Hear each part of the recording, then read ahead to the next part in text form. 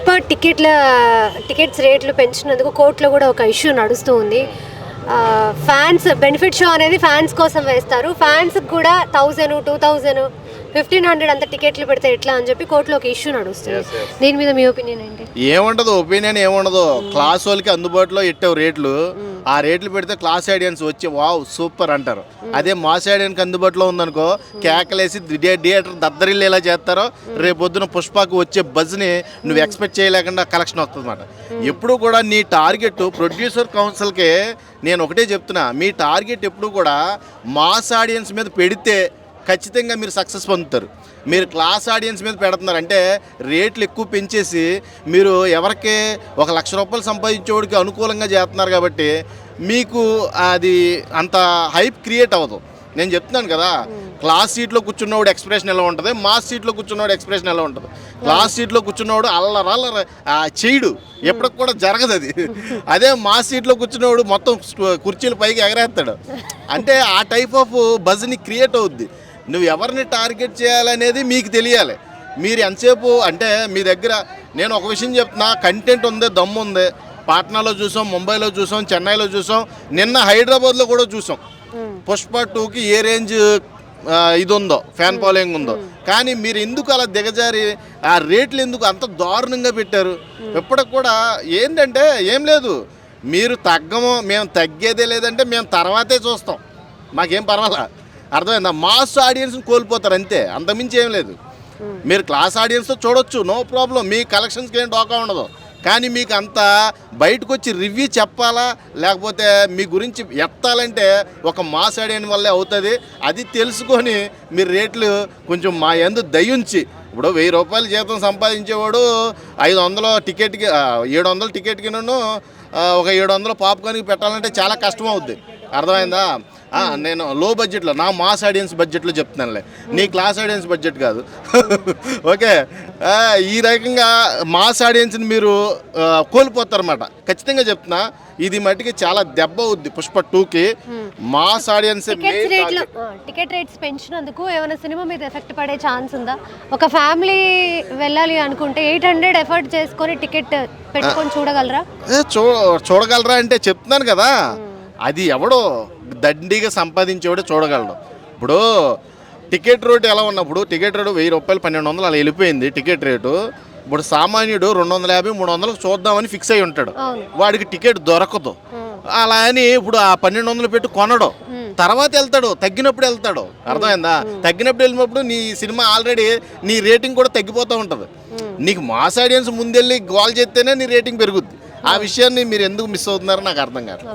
ఎంత కలెక్ట్ చేయొచ్చు అంటారు పుష్ప? అంటే కలెక్షన్ అయితే చెప్తున్నాను కదా, దీనికి ఆల్రెడీ నెగిటివ్లో పాజిటివిటీ బాగా పెరిగిపోయింది. పుష్ప 2 అంటే ఒక range mass and class audience బాగా ఎదురు చూస్తున్న సినిమా, చాలా సంవత్సరాల తర్వాత వస్తుంది. దీనికి ఎక్స్పెక్టేషన్ భారీ లెవెల్లోనే ఉంది, నేను కాదన్న. కానీ ఈ మాస్ ఆడియన్స్ని కోల్పోవడం అనేది దరిద్రం, దారుణం. ఇలా చేయకుండా ఉంటే బాగుండేది అని నా ఒపీనియను. ఇంకోటి ఏంటంటే మన ఏపీలో కూడా ఆ రోజుల్లో ఏదో చెప్పారు కదా, మా పవన్ కళ్యాణ్ ఆపేస్తాడు అది ఇది అని. ఏం చేశాడు? టికెట్ రేట్లు కూడా పెంచుకొని ఇచ్చాడు. కాబట్టి దాన్ని బట్టి అర్థమవుతుంది ఆయన ఎవరి మీద కక్ష పెట్టుకోడు, మనిషిని టార్గెట్ చేయడని ఎప్పుడైనా తెలుసుకొని మాట్లాడితే మంచిది ఎవరైనా. అలాగే ఈరోజు రామ్ గోపాల్ వర్మ కూడా ఒక ట్వీట్ చేశారు, నువ్వు బాహుబలి రికార్డ్స్ బ్రేక్ చేయడం కాదు కదా, నువ్వు మెగా బలి అని చెప్పి ఒక ట్వీట్ చేయడం జరిగింది. అంటే ఆయన ఏ ఉద్దేశంతో ఈ ట్వీట్ చేసి ఉంటాడు అంటే, ఇప్పుడు already mega and Allu war నడుస్తూ ఉంది, వీళ్ళ మధ్యలో ఆయన తలదూరుస్తున్నాడు, ఆయన జోక్యం చేసుకుంటున్నాడు అని అనుకోవచ్చు. అదే వర్మకు పట్టిన కర్మ. ఇదేంటంటే వర్మ కాంట్రవర్సీగా వెళ్ళడానికి ముందంజలో ఉండేది వర్మ గారే. ఇలాంటి టైంలో కూడా ఇప్పుడు బాహుబలి రికార్డు కాదు కదా, మెగా బలి అంటే ఏంటి అంటే ఇప్పుడు మెగా ఫ్యాన్స్ అందరూ కూడా వ్యతిరేకంగా ఉన్నారని దాని మీనింగ్, అంతే కదా. మేమేం ఆపలేదే ఏపీలో, ఇప్పుడు ఆంధ్రాలోనే పట్టు ఎక్కువ మాకు. మెగా అభిమానులు అంటే ఆంధ్రాలోనే ఎక్కువ ఉంటుంది, తెలంగాణ అవసరంలా మాకు.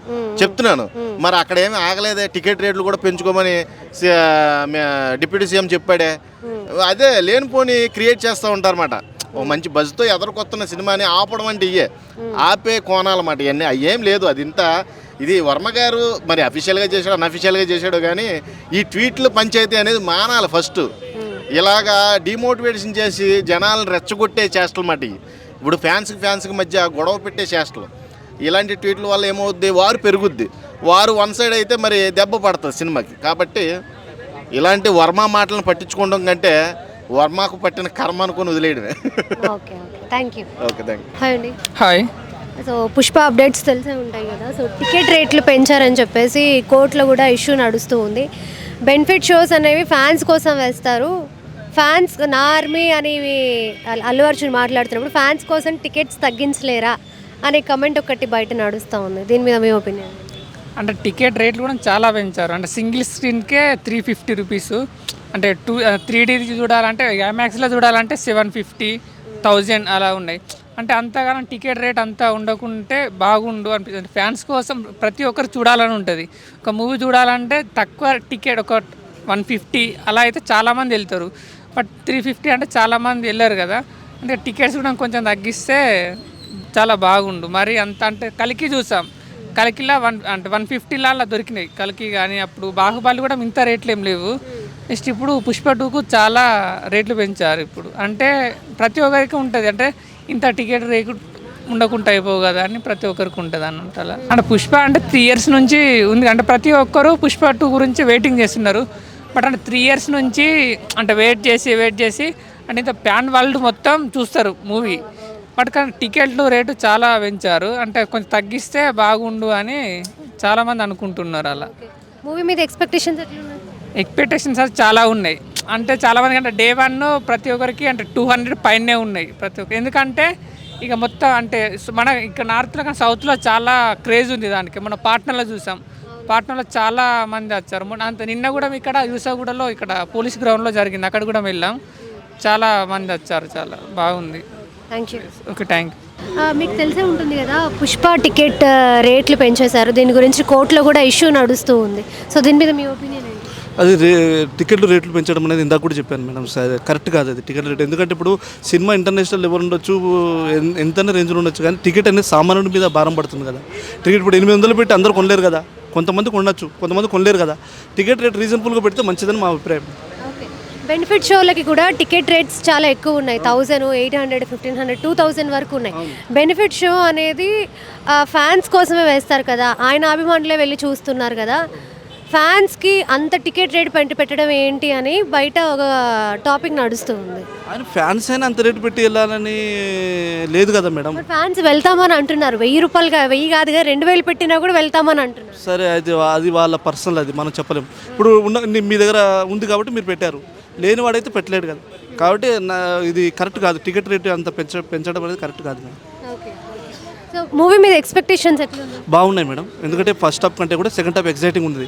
ఎందుకంటే ఫస్ట్ హాఫ్లో సస్పెన్స్ పెట్టాడు, ఎందుకంటే మ్యారేజ్ వరకు ఎండ్ చేశాడు.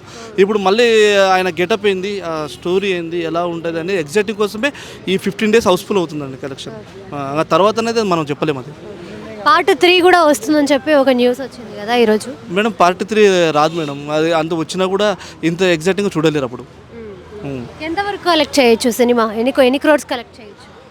చేయొచ్చు మేడం. వాళ్ళు పెట్టిన దానికంటే కూడా 3 వస్తుందని మేము అనుకుంటున్నాం. ఎందుకంటే ఇప్పుడు ఒకటి కాదు, 12,000 థియేటర్లు రిలీజ్ అవుతుంది. ఒకటి కాదు, 2 కాదు, 12,000 థియేటర్లో మీరు ఆలోచించుకోండి.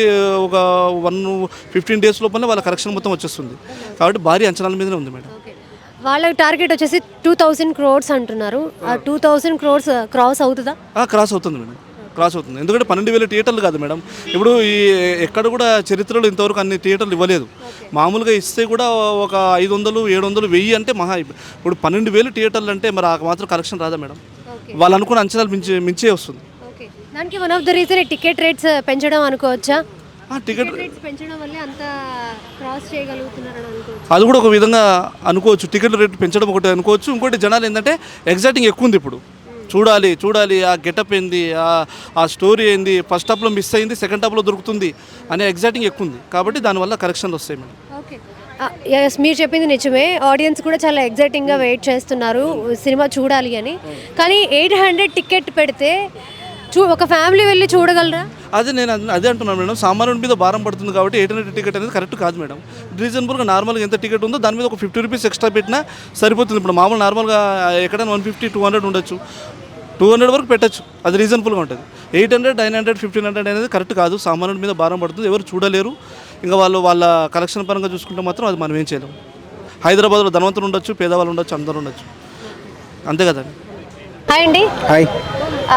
మీకు ఇష్యూ తెలిసే ఉంటుంది కదా, పుష్ప టికెట్స్ గురించి కూడా కోర్టులో ఒక ఇష్యూ నడుస్తుంది.